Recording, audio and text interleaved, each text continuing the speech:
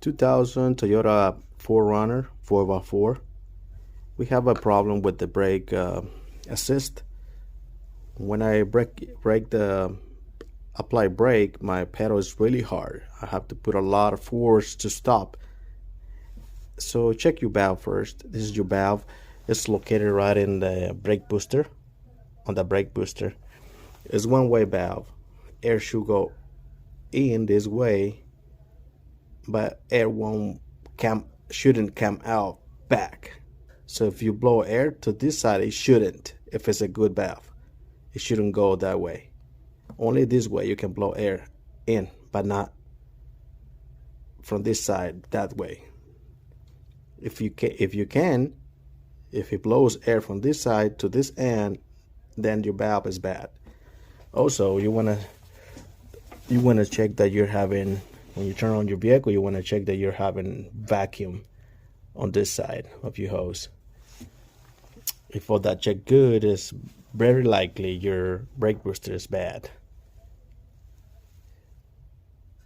So to disconnect to take out uninstall your brake booster, you're gonna have to take the two nuts over here, one over here, that holds your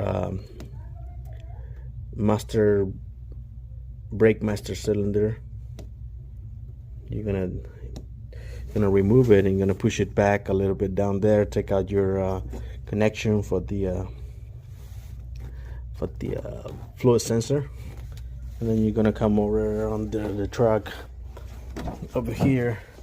You're gonna remove your pin, the pin that holds this bracket right here to the brake pedal. You're gonna take those those 4 bolts, 1, 2, 3, 4 nuts, the nuts that holds the brake booster, and that way you will install it. And then same way you take it out, the same way you're gonna put it back. Okay, so this is a 2000 Toyota 4Runner with the 3.4 engine size, and so you have to fight it out a little bit just to get it out of the way and install your new one. I am done removing this box over here. This was installed right here. 3 bolts, 3 nuts they have to remove, one here and one here, and another one over here. That way you got better access to your removing your booster and then putting everything back in there. It's not that hard. A couple of bolts and some vacuum hoses, and that's all. You can see the brake booster. That brake booster is installed, and the master cylinder went back in there as well. Everything looks good.